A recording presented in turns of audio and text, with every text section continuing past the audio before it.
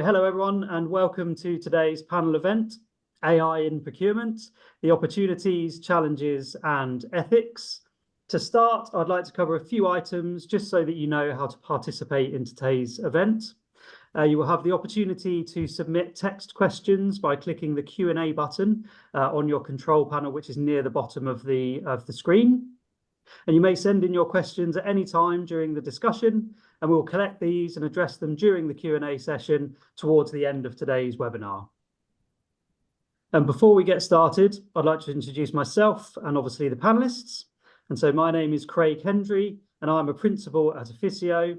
And for those of you who are unfamiliar with Efficio, we are the world's largest independent procurement and supply chain consultancy, and we partner with our clients across the globe to drive transformations that establish them as high-value generating functions within their businesses. And joining me on the panel today, we have Cyril Pourrat, founder and CEO at BT Sourced, Emma Wright, partner lawyer at Harbottle Lewis and director at Interparliamentary Forum of Emerging Technologies, and Charles Radclyffe, CEO at EthicsAnswer. Hi all to the panelists. And thank you. Hi. And thank you for joining us today. And I look forward to what I'm sure is going to be an insightful conversation as we explore the opportunities, the challenges, and ethical considerations of AI in procurement.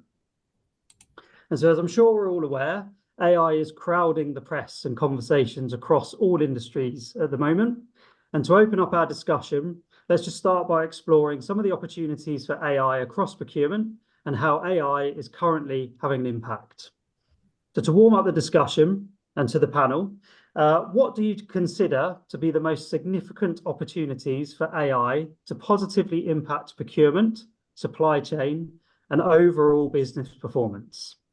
Who would like to start off proceedings? Well, maybe Greg, I can start because we're using AI. We're using Gen AI for almost a year. Actually, we started with one of the platforms that we are using within BT Sourced, and the main application is really to enable the business to do a statement of work without any support for procurement. So, like, it's a very tangible, very easy application that we have used within BT Sourced and BT Group. So it's really enabling the business to self-serve.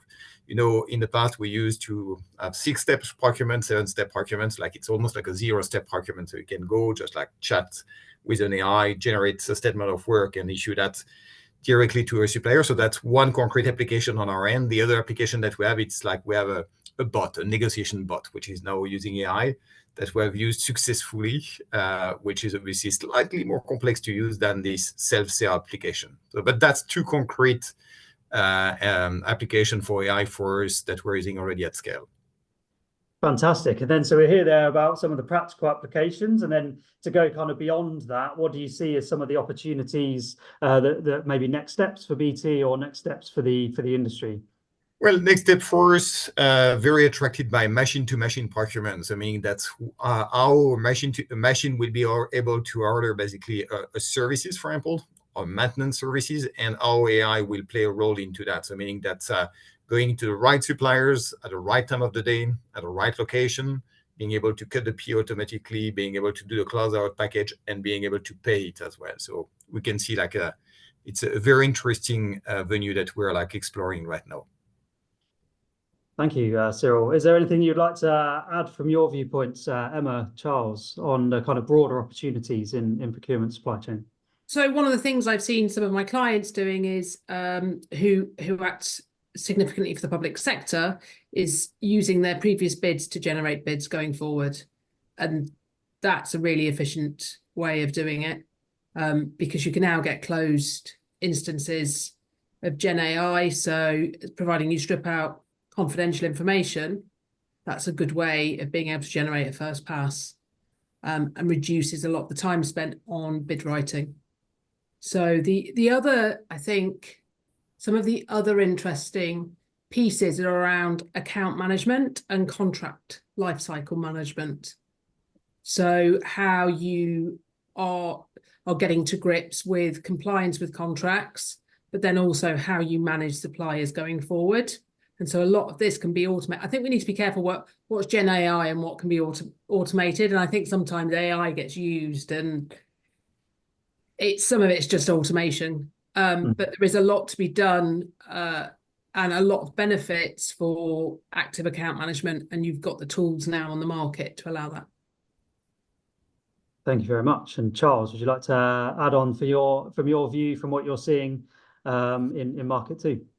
Yeah, I mean, I completely agree with what Cyril and Emma have said about driving efficiencies into operational process. But for me, like the biggest thing is, when anyone who's ever done B2B sales will know that you do all the hard work in terms of landing the deal, and then just when you think that you're on the home straight, then you get a Excel sheet land in your inbox. So you've got to fill in with all those procurement questionnaires. And of course, we all meet them with huge enthusiasm through gritted teeth.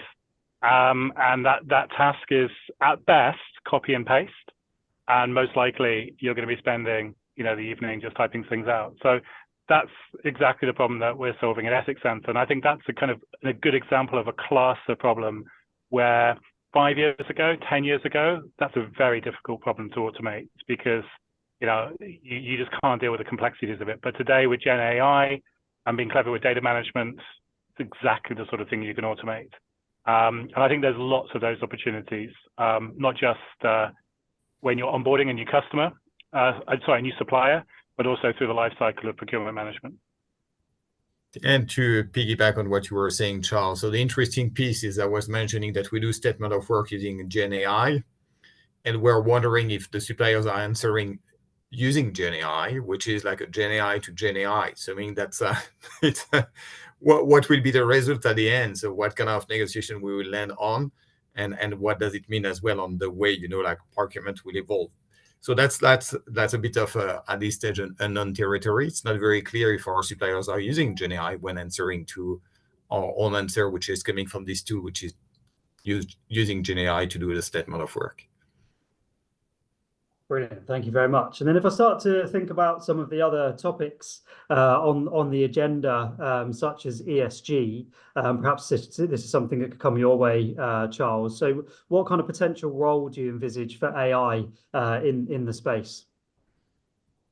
Yeah, so it's funny, I was interviewed by a journalist about 4 years ago or so saying, exactly almost the same question, where do you see the opportunity for AI in the ESG space? And I said that there's so much manual data crunching going on that whether you're managing supply chain risk or whether you're an investor trying to look at your portfolio, then it's pretty clear that you can use AI to automate a lot of that process.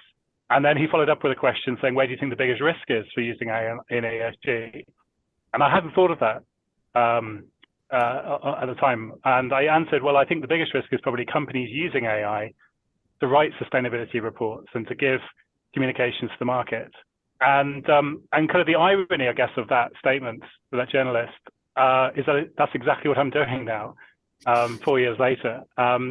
But I think those are the kind of the sort of the challenges and the opportunities. I think there's, as Cyril was saying, the risk is we're going to have machines talking to machines, and we've got to make sure that we manage that in appropriate ways. We've got to make sure that humans are in the loop in appropriate places. We've got a lot of work to do around governance and responsibility. But also, it's very clear that organizations that are slow to market are the ones that are going to really lose out. And I think what we've seen, particularly from the investment management industry, people like HSBC Asset Management, who've really communicated publicly to say they think that the use of AI is so significant, the opportunity for AI is so significant, that they're really going to encourage portfolio companies to embrace it. And in the context of that report, it was the use of AI in human resource management. But I think we're going to see a lot more particularly from private equity, as well as some of the big public market investors, to really encourage organizations in their portfolios to really embrace this, because it's very much of the time today. On this ESG front, Greg, so we've got bots which have been developed by our team, which is basically going and collecting all the information available on the web from our top 100 vendors, which are generating most of our CO2 emission. So we've got a dashboard that everyone within our nation can have access, and it's like I would say, the bots is going to the web all the time. So I mean, that's refreshing all the information. and it's making a comparison between us, BT's target, and where our supplier is starting, well, is stating. So we're using this kind of bots as well. So as you said, Charles, so for collecting massive amount of information and putting that into one place. So that's I would say really good for the team, and I can really scroll. We've got now a view where I'm selecting one of these vendors. I've got not only the view on the ESG, but it's collecting the last earning calls. So meaning that making an analysis of all the transcript of the earning calls, looking as well in the newspaper, what has been said about the suppliers. We've got a financial, and all of that, it's bots which have been developed by our team collecting that. So we've got at least a kind of holistic view vendor by vendors. And on the ESG with a focus on the top 140, which are generating most of our CO2 emission.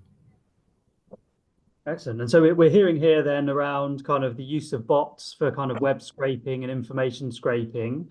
And then we've heard a little bit there around kind of using previous kind of bid data back into the process. So if we just consider some of these things, what do you think the kind of impact would be on a bit more of the kind of management of tail spend through the use of AI?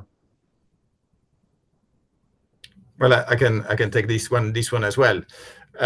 It's super key because you've got a lot of what we call the one-hit wonders, so meaning that many suppliers that were using only once or twice a year, and that's obviously helping us to really understand better where we're spending the money, what kind of procurement we're doing there, and how we can optimize that. So we've got again some dashboard which is enabling us to better understand that, and making it as well easier for our colleagues to engage with this, I would say, a kind of one-off suppliers, and making as well, so meaning that a proper management of our database, instead of having thousands and thousands, we've got a platform which is aggregating all this kind of small spend and giving us all the intelligence around that. Excellent. And do you see that there'll be an opportunity for kind of more of the tail spend to become under management, or what's your kind of view there? Well, I believe that AI will touch everything from the most strategic piece to the tail, and pretty much at the same time, I would say. Fantastic. Thank you very much. Okay, and then so if we're thinking about a lot of what we're reading around, there's kind of, with any technology that's emerging, there's a lot of hype around technologies. And so it'd be good if we could just discuss the opportunities that you see, but the gap between kind of the hype and the actual reality of today as you're experiencing it. So I'll take this one. My experience, go on. very few companies have got the data where they need it to be, or for it to be able to really be able to maximize the opportunities at the moment. So there's massive data projects going on for them to try and rationalize it. I think this is based on conversations with clients. Every board wants to see adoption of AI, but they're not necessarily equipped to know what that means, and it's all focused on cost savings. Okay. And would anyone like to start? I think, Charles, you were going to... Yeah. I mean, I think a good starting point here would be, things like, there's still a lot of talk in the press about super intelligence and artificial general intelligence. I mean, I think, it's really unhelpful for those of us who are just applying technology to solving problems and really focus on short-term return on investment. It's really unhelpful when the conversation around how we can use AI today gets mixed up with what is frankly a conversation about science fiction. I mean, there's some great research being done. There's lots of speculation in terms of where this may take us. Finally, philosophers have got something to do that's urgent, because everyone wants to kind of know where this is all heading ultimately. But it also really confuses people as well. And so what we're finding when we talk to customers is the starting point of that conversation. We have to potentially adjust on the fly in the first meeting based on kind of where they are. Also, from a practical perspective, and again, Anna says, a lot of boards are kind of really pushing this into the organization. We've been speaking with lots of firms where there's kind of clear direction from the top, go forth and introduce AI. But equally, we've seen organizations who've had the pause button pressed because they've not got that good return on investment initially. They found that there's lots of techies just kind of building tech for the sake of it. People, buying into kind of marketing pitches of, AI being kind of dressed up as a product being dressed up with a bit of AI, and them kind of getting burned in the process. So I think we're living in that kind of very messy period, and I think that's not really going to change in the next year or two. And also, I think lastly, and I guess building on to what Emma said about the quality of data, there's also a lot of confusion from what's possible with consumer tech versus what's possible really in the enterprise. And I think this is maybe the biggest disappointment for people, is that you and I can log on to OpenAI, we can use Google's tools freely. They can do incredible things. And so if you want to write love poetry or recipes for lasagna, or you name it, these tools can do some pretty amazing things and generate images, and we all know where this may take us. But when you actually come into an enterprise environment, when you've got an organization that's really thoughtful about its comms for good reason, and make sure it's got good process in terms of making sure the integrity of what it's communicating to customers and investors is there, then this tech really doesn't cut it. And so there is a risk that pendulum swings completely the other way, and this stuff is just banned, or organizations are told you can't use it for these use cases. And again, I think that's where we need a lot more kind of thoughtfulness. So it's hard to predict kind of when we're going to reach the next stage of maturity. I've been working in this space for 10, 12, my goodness, 14 years now, nearly. And almost every year in the last sort of 7 or 8 years, I've said this is the year for the AI. This is the year when it becomes mainstream, and then of course something else happens. So I guess my prediction is that we're going to live through this messy period for some time. But I think the organizations that really get a grip of this, the ones that have a clear AI strategy, the IT organizations that understand where to buy and where to build, and the business users who educate themselves in terms of the art of the possible and start to introduce this safely into their everyday workflows, those are the organizations that are really going to realize the benefits quickly. And it's interesting you touch on there around kind of, we started to look at when you should and when you shouldn't use AI. Would anyone else on the panel there just like to expand a little bit on what you're seeing and kind of the conversations you're having as to what other people's kind of views are around kind of when you should and when you shouldn't use AI? So I think it depends entirely on your business. So it depends on what you're putting in, what you're using, and what you're then doing with the output. So there are companies that obviously they commercialize, they sell the output. The reason I say that is because you've got the privacy issues around putting people's personal data into it, confidentiality issues that you probably are supposed to, the information you're putting into a third-party AI system might be confidential, somebody else's confidential information, but also the intellectual property considerations. And the position around whether the output of Gen AI is infringing any copyright is still pretty unclear. Mm-hmm. Excellent. And Cyril, do you have any kind of views from your side around what you've seen, perhaps what you've tried internally, or from what you're seeing in the market of where kind of good use, bad use? It's like, well, I was about to say something which is quite generic, which is it's like with every technology. I remember, for example, when Bluetooth came or some other technology came. So I mean that first of all, you've got always a very long cycle between what's the technology available and when it's used at scale and safely. And two, there's some techs which are making it, and some other one which are lying relatively quickly. This one seems to be here to stay for a long period of time. So we don't know exactly yet where it will drive us, basically. So that's and I've seen some interesting comments or some interesting question as well about what does it mean for jobs.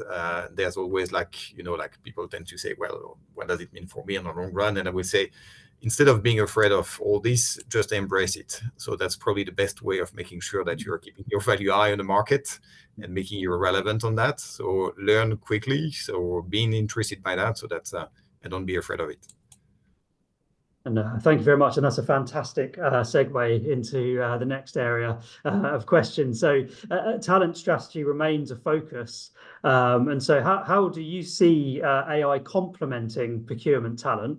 And perhaps, as you've touched on a little bit there, kind of what new skills will be necessary to effectively leverage these tools as part of a procurement organization or the larger organization? We have within BT Source, we have a strategic platform which is in the form of a hashtag, because we see ourselves as a digital native procurement company. And what matters to me as well is that we have innovative procurement professionals. So we're looking at people, when they are joining BT Source, we're looking at people which are very open to new stuff, new technology. They are really innovative.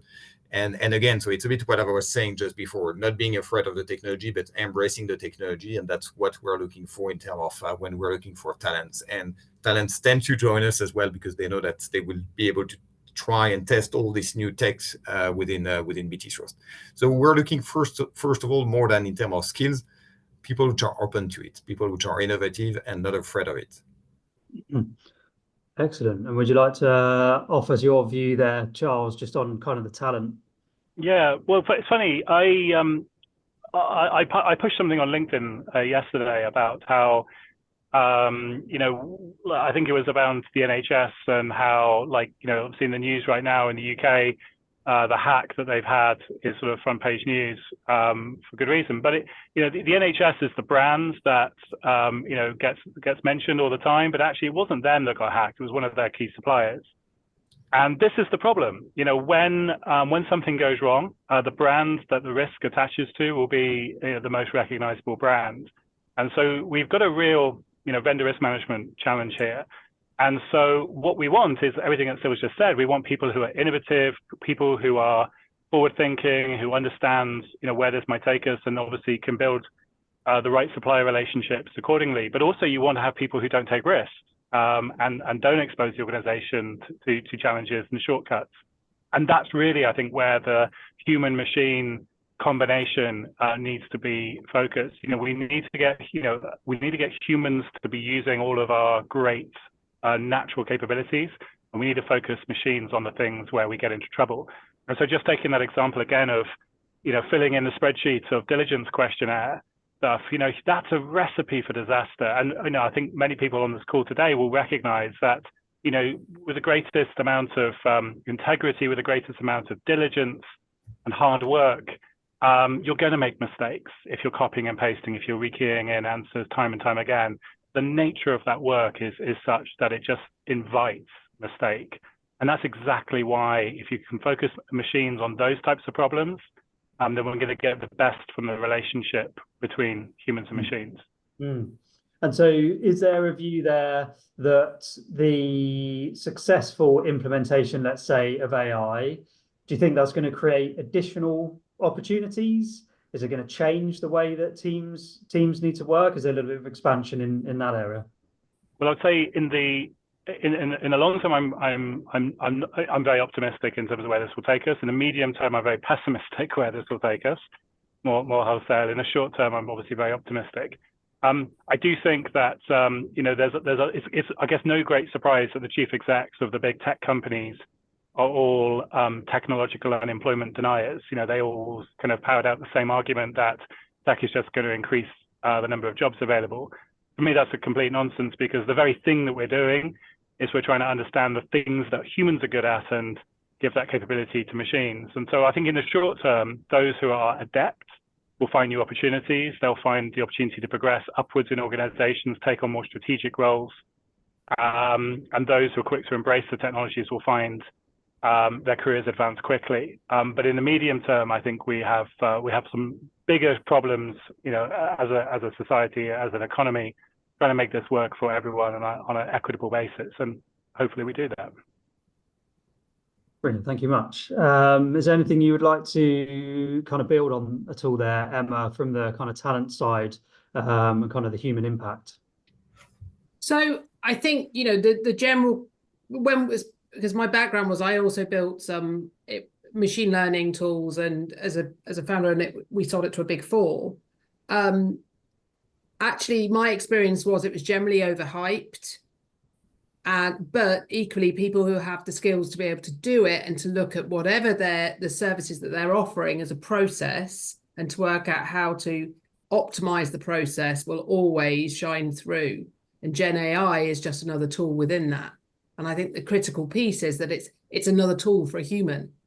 This idea that I think we're a long way off We might have negotiation chatbots in limited circumstances, but I think we're still a long way off that. I think what's also really interesting is that recent studies show that the 20% efficiencies are also in the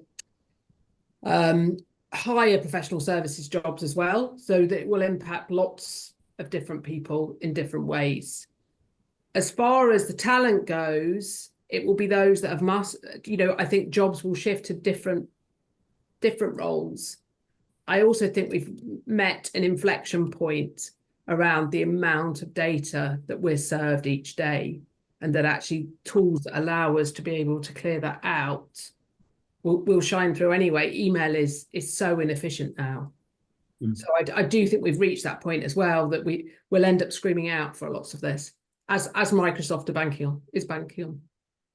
Great, thank you very much. And so we've covered there around kind of some of the opportunities, some of the practical applications that you're using for yourselves today, or you've seen in industry. We've had a little exploration around the kind of the gap between the hype and reality, and then kind of some of the human impact there.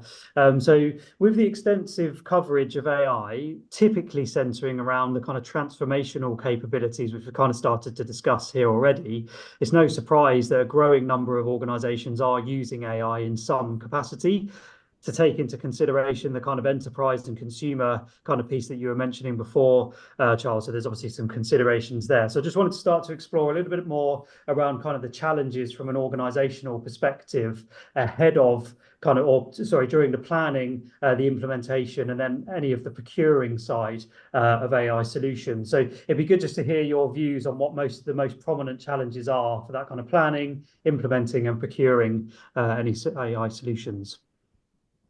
Okay, well, I'll try and start that one. But I think the first thing is really sort of twofold. It's do you buy or do you build?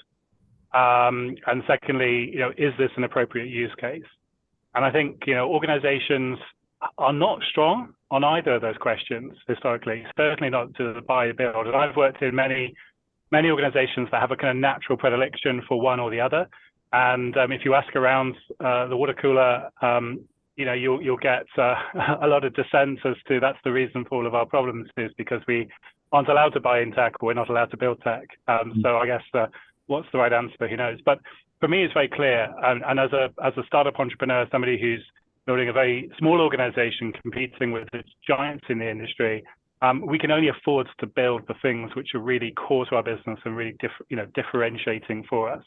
And I think that ought to be the case for large organizations as well. And certainly when I've taken corporate roles, in my previous corporate role, I headed up AI strategy for a very large firm. That was the kind of core mantra. Is this core to our business? Is this something that really is going to be a differentiator for us? In which case, maybe we should be building that intellectual property and that know-how and those skills internally. Or is this something maybe that's not peripheral, and therefore we can buy that in? And then secondly, the question of, is this an appropriate use case? There's lots of different approaches to this. To my great dismay, I found none of them have really worked, with the exception of one. And it's described at best in a book by a chap called Reed Blackman, which is called, I think, Ethical Machines, I think is the name of the book. And he talks about building a case law for AI within organizations. And it's really a very stakeholder-centric approach. So rather than kind of getting a bunch of senior execs in a room, agreeing on some kind of common themes, and then getting people in marketing to put them on Post-it notes and turn it into a shiny PDF for the website, what's involved instead is thinking about the sorts of use cases that the organization might want to use, like, for example, the use of AI in contract negotiation and gamifying that. That might be a very good example in this context. And then putting that out to stakeholders that the organization is working with, and to invite their views.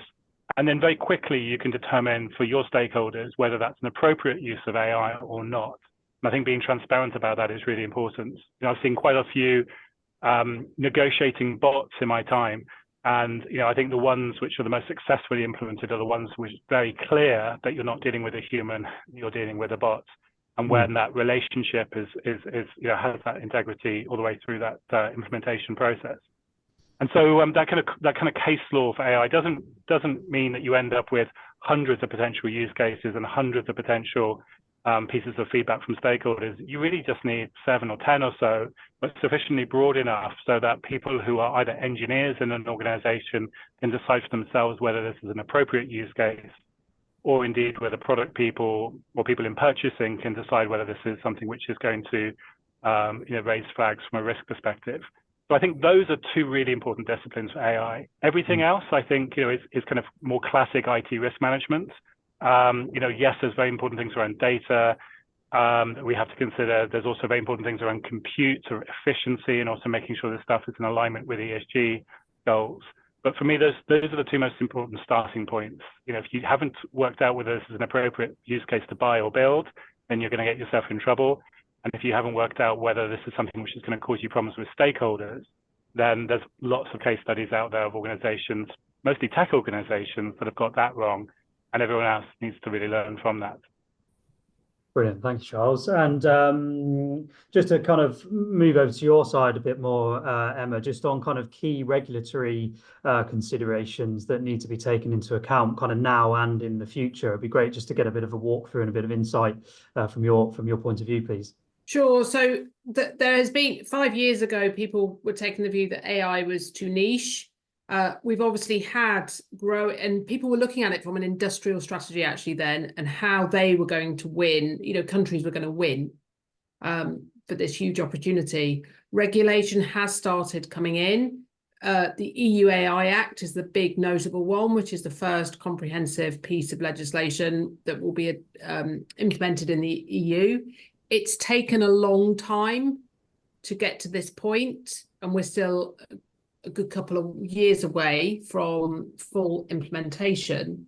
What I'd say is that regardless of whether you're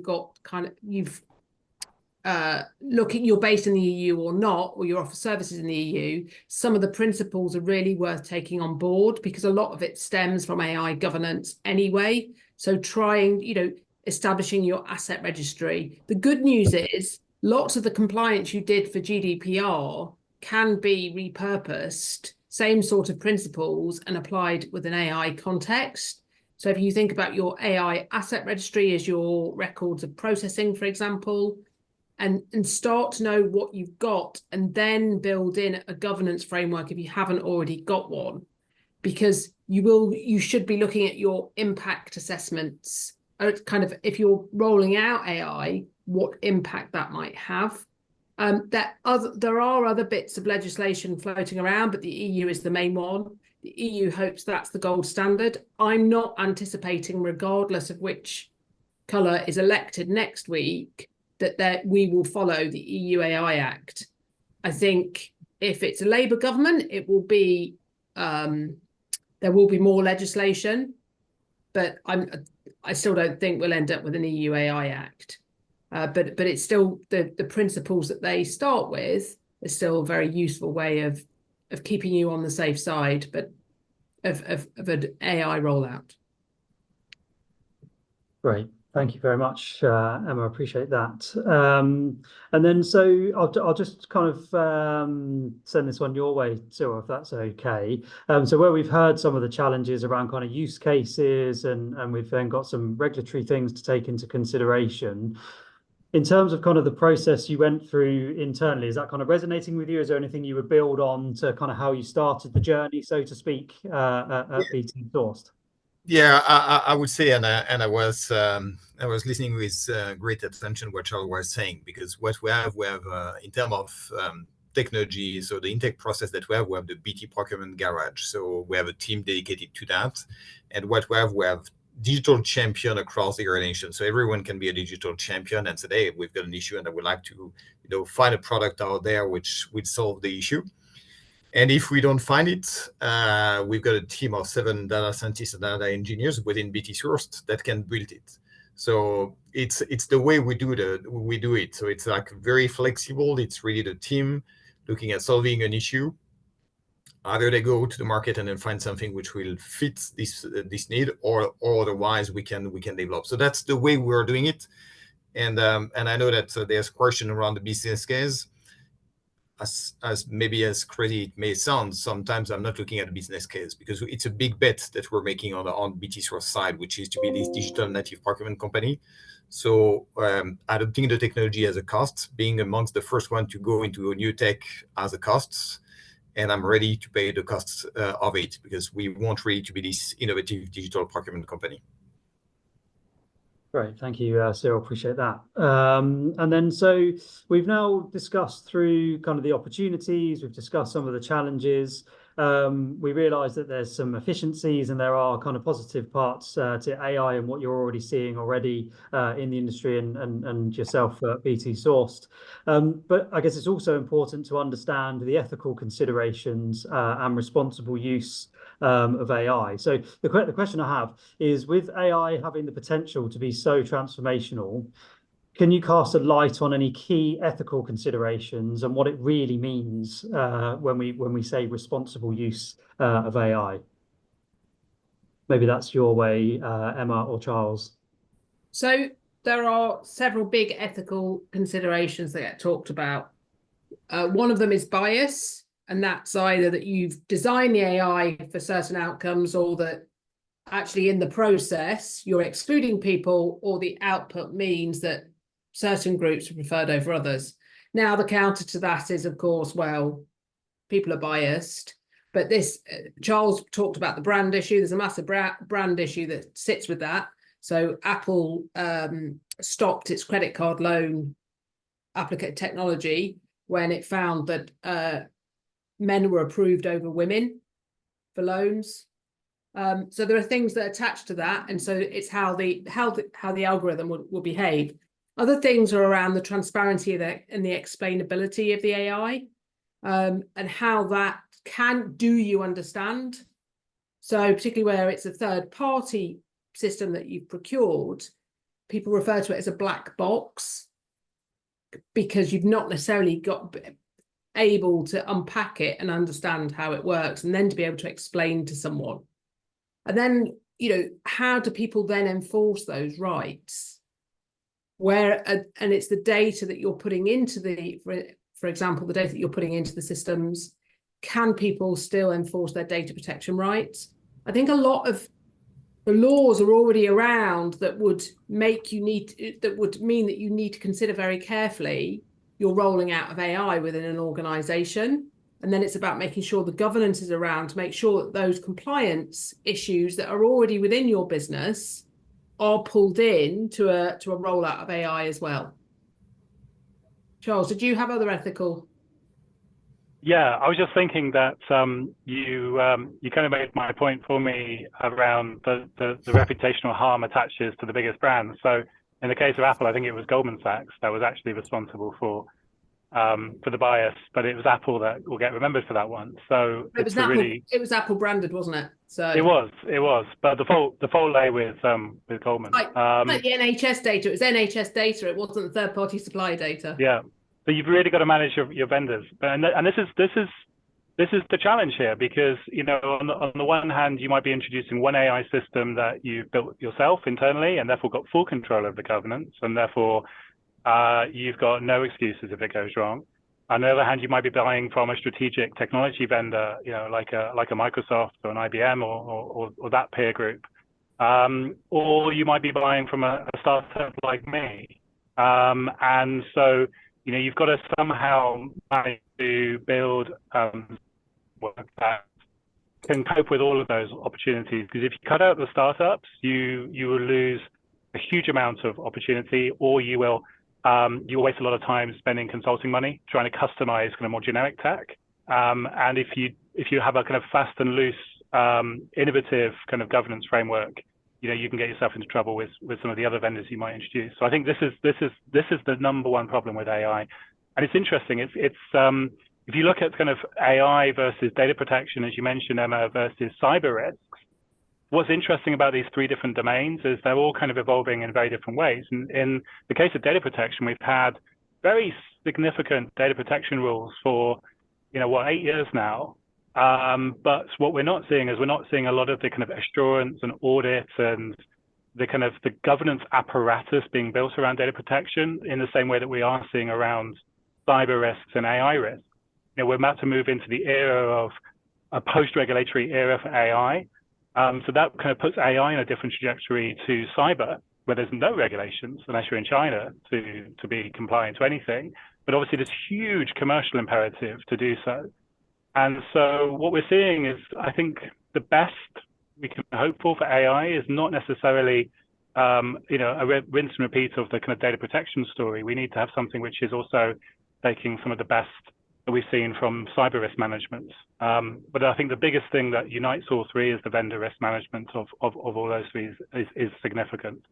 But coming back to your point about responsible AI, so I finally answer your question, Craig. I think there's three things. You've got to be really kind of clear and separate them out. There's the regulatory aspect, and you've got to make sure that you're compliant. And if you're doing business in the EU, that's certainly going to mean compliance with the AI Act. And as Emma said, there's nothing really in that that's not more kind of than best practice. If you're, like myself, I've been working in this space in financial services all my career. So, we've been working with algorithmic systems. We didn't call them AI 20 years ago, and now we do. So the sort of risk management around model risk is something which is bread and butter in that industry, but it will be new to other industries. So that best practice in terms of having an inventory of models, having a risk register and managing that, and having some sort of quality management framework, that is not new to some people, and therefore I've got high hopes that we'll get past those kind of sets of risks quite early on. Then there's technical risks, and I think when we talk about bias, for example, or explainability, as Emma said, those are more technical risks. These are, no one intends for their use of AI to become discriminatory. For example, that's something which happens as a consequence of the machine drifting or the data causing it to behave outside of what was intended, or indeed consequences not being thought about properly in the design process. And so again, I think there's a good corpus of best practice around technical risk management for AI systems. And again, I'm hopeful we will get there.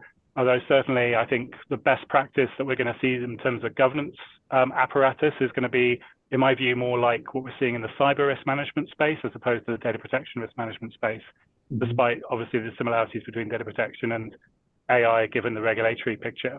So managing the technology itself is a sort of second, very different discipline. And I think the big mistake is that technologists tend to conflate this whole responsible AI space to just those two, to kind of saying, oh, it's a compliance issue or it's a technical issue. The third space, I think, is equally important. And if you look at all of the big controversies that have happened with the use of algorithmic systems more generally, the most famous being Cambridge Analytica, this wasn't a failure of a company not being in compliance with regulation. This wasn't a failure of a company's technology kind of taking a mind of its own and doing something which wasn't intended. This was an example of something working exactly as intended, flawlessly within the law, but having very bad outcomes and upsetting a lot of stakeholders as a consequence. And the core reason that happened was failure of stakeholder engagement. And I think that's the crux of ethics and AI. If you can first of all identify who your stakeholders are, secondly, invite their participation into what you're building, take their viewpoints, and then manage those risks, then you're going to have a much more successful engagement with AI than if you just say, well, those employees will accept it. And maybe just kind of pass on one final example there. Right at the beginning of the pandemic, I think it was Barclays who were in the news because they were instigating some employee tracking technology to kind of see how hard people were working when they were working on laptops away from the office. And of course, we all ended up moving away from the office within a few weeks of that article being published.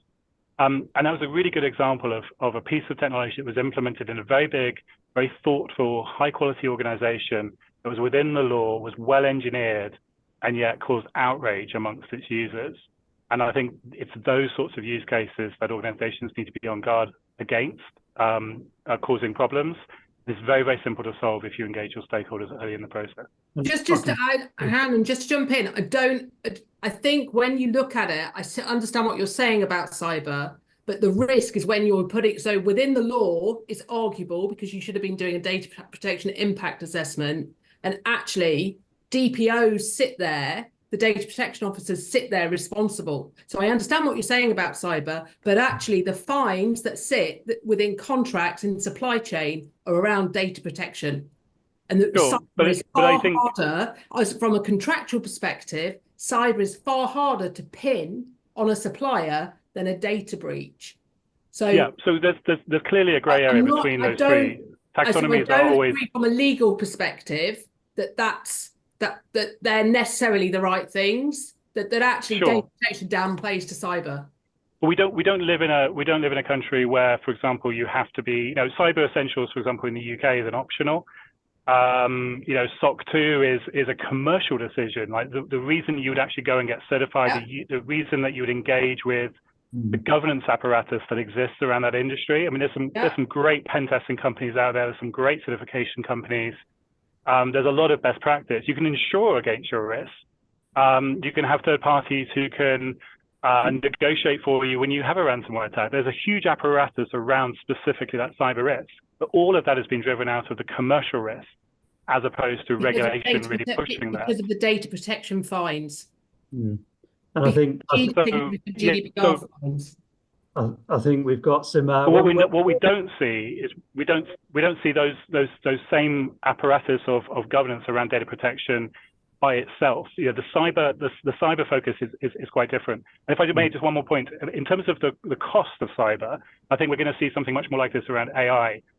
Morgan Stanley Capital Index, MSCI, they did a piece of research in terms of the cost of a cyber attack 12 months on for public companies. And their research showed, I think it was 9% drop in share price relative to peers 12 months after a cyber breach.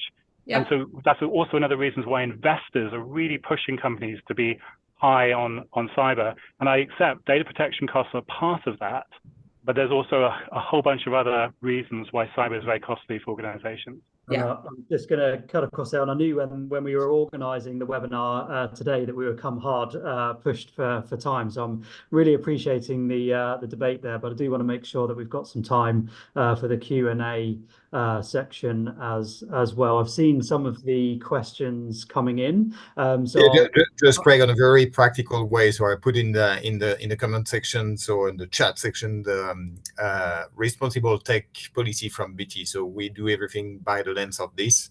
So that's a concrete application of what Charles and Emma were discussing. Fantastic, thank you, Cyril. What I'll do is I'll link to what we were talking here around kind of ethics, and we've come up a little bit around kind of transparency, and particularly when AI is in use, and should you kind of declare that use. So one of the questions that's actually come in is around what's the view on the level of decision-making power or autonomy that AI should have in the procurement process? And let's say, for example, in a negotiation bot scenario. And if I send that your way, Cyril, we were talking about. Well, it's so far it's more something which will help really the category manager or the buyers to take decisions. So we're not letting at any point of time AI decide by itself. So I don't think that it's mature enough. We don't have the proper guardrail. Well, even though we discussed at length with some of the guardrails, so it's more like an enabler than anything else at this stage. Yeah. Okay. So it's well within guardrails. Yeah. It's not off making kind of autonomous decisions at this point. I would say not yet, because you never know what future will bring. Very good. And then I'm just looking for. So we've got a bit of interest around the kind of the negotiation bots side of things, Cyril. So just another question there. Could you just talk a little bit about kind of how you've actually gone about using those bots and kind of what level in which, I know we said they're not completely autonomous, but what kind of level of negotiations are happening is so so we're currently working with a smart startup which is using the game theory and using as well the best auction based on the kind of deal that we have to negotiate, and based on that the bot will run under the supervision obviously of the team. So a reverse auction, and we'll pick the right one, and we'll adapt the strategy based as well on how the participants to the auction are bidding. So that's for example a concrete example, but it's all under the supervision obviously of the team, which at any point of time can stop and can take it over from the bot. Yeah. Thank you very much. And then just to the group here, there's another question around what are some of the kind of the key lessons learnt through implementations in particular that you may have seen, and what are perhaps some of the things that people should avoid when looking at implementing AI?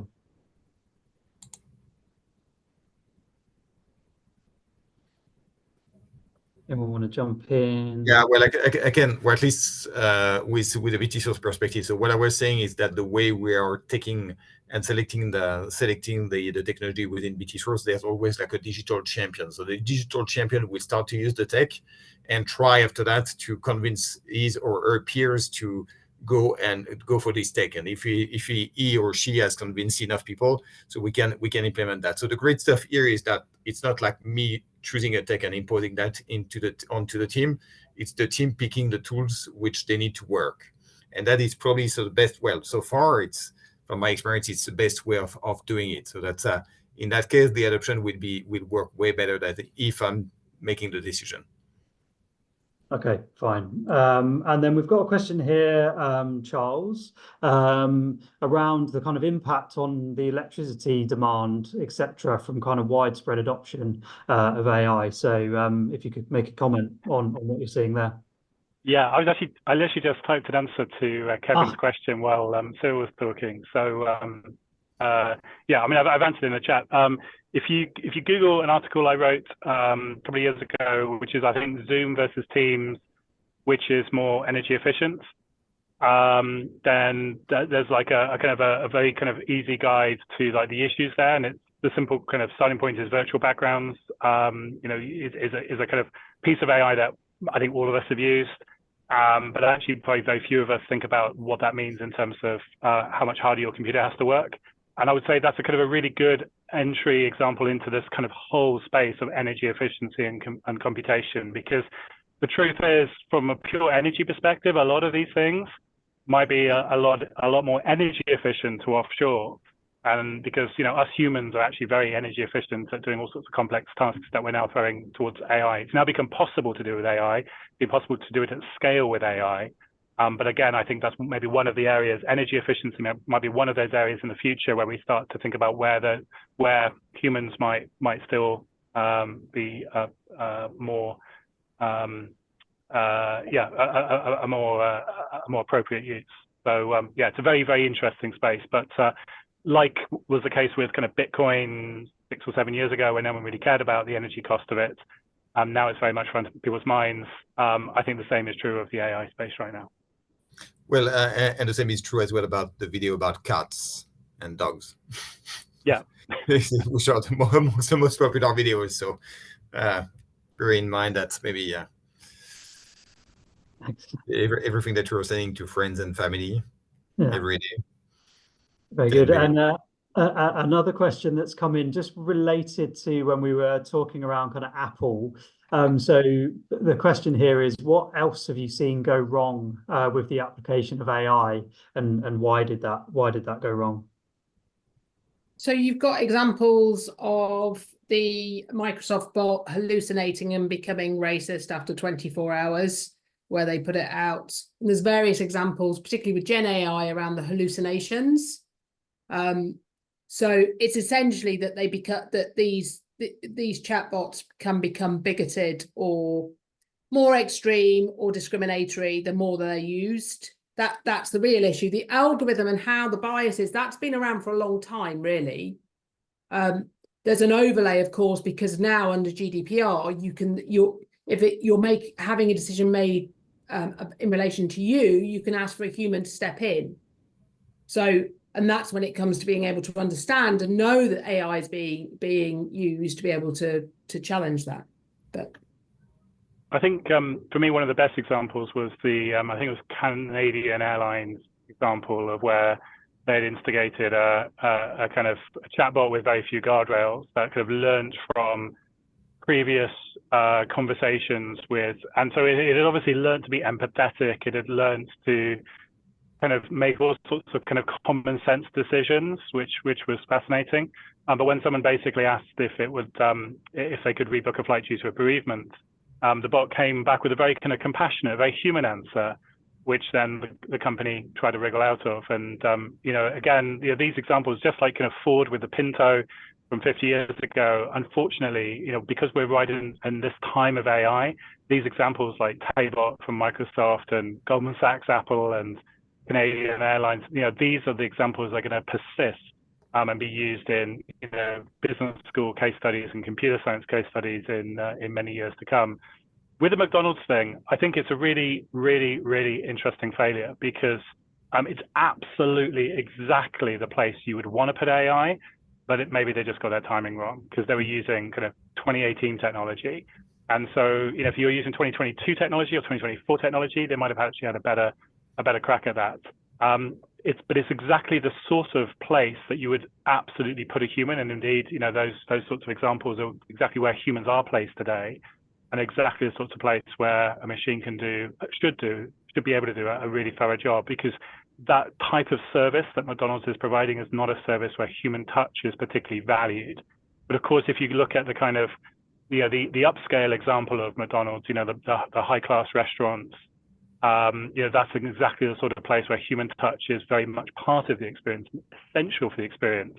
And those are the sorts of places where AI will hopefully never encroach on. So I think McDonald's got it right. I think they just got the timing wrong.